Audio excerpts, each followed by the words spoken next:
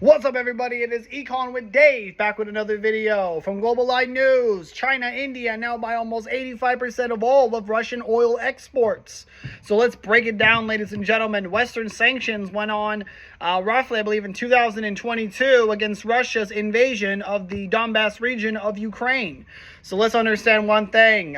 So we have CIRA in July of 2024 said China bought over 47% of Russia's seaborne crude oil exports. India bought over 37%, bringing that to 84. Today, the same one, CIRA, is telling us that 47% went to China, 38% went to India, bringing us our 85% figure that is officially confirmed.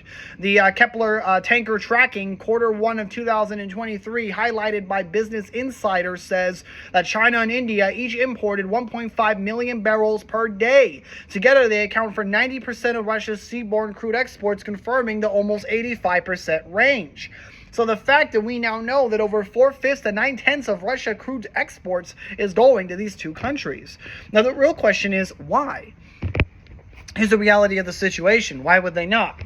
Because you see, ladies and gentlemen, as I'm digging through all this, data, we know there are volumes that are going on between these countries.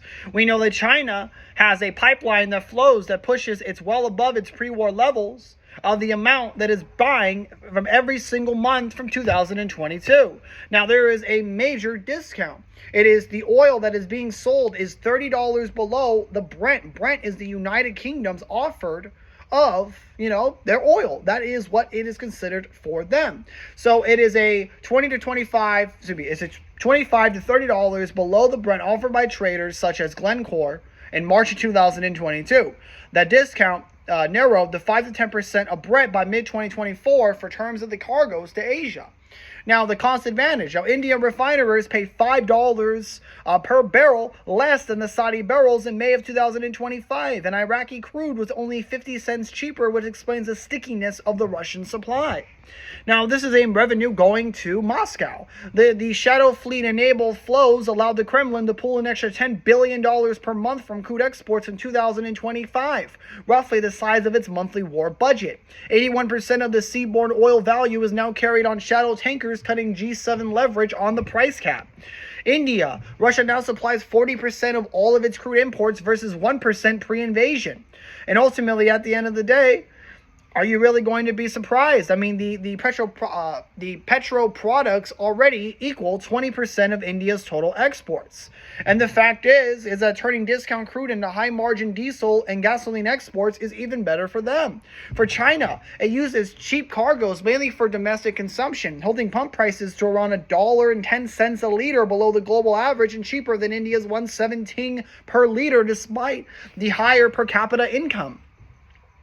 And it maintains, this is China, a strategic flexibility while quietly reducing dollar exposure in the bilateral trade.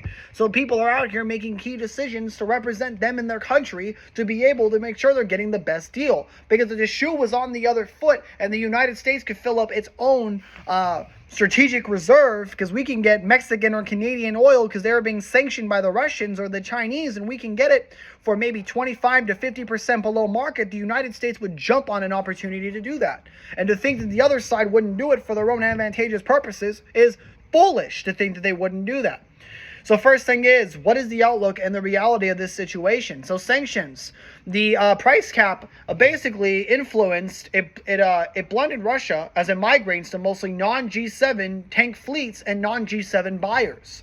The policy risk, the talk of secondary sanctions imposed by the U.S. in July of 2025 could squeeze refineries, but alternative Middle East barrels would be $5 to $6 more expensive for India within the current marketplace. With Asia absorbing nearly all of the displaced barrels, outright supply loss is minimal, helping keep Brent below $80 even amid global political flare-ups. Now, the environmental and safety hazards, over 400 to 1,400 aged shadow tankers without proper insurance now cruise the Indian Ocean. And at the end of the day, I believe it's the Suez Canal, I believe. Sorry if I'm saying it wrong. Anyways, it is basically a ticking time bomb per shipping analyst. Something could possibly happen. There could be conflict. So those are some things we have to completely understand. So towards the end of the day, what does that mean for us? Well, we really just need to kind of sit back and watch what happens. I mean, let's understand, the United States, we're not buying from, Russia. We have WTI, that is the West Texas Intermediate. Now, we also need to understand some other terminology as well that'll help you guys in the future. Brent crude is a North Sea blend, primarily from the UK and some Norwegian blends as well. These are offshore fields that are not even in the United States. So these countries, we have 2 leaders within oil. Well, excuse me, it's like 3. It's like 4 now, or 5 or 6, however many you really want to count. But between the United States, the United States, all of Europe, whether or not Canada does some, whether or not Mexico does some, whether or not Saudi Arabia, Iran, any of the other Gulf states, towards the end, this is a very interesting balancing game, because oil is, voted on largely. I mean, obviously the U.S. doesn't do this. It's more of, OPEC in terms of choosing what the supply is. And we all know that there are backdoor dealings and different things, so they can manipulate the prices, or there can be shocks inside of the oil. So we'll see what happens. But it is not surprising that people will be taking advantage of our scuffle over the last 2 years to strategically get ahead of themselves. I mean, these are big discounts, $5 or $6. When we're talking about hundreds of millions to billions of dollars, that's a lot of savings you can pass on to other places. So this is another reminder of the global reality that we live in, where shit is always happening.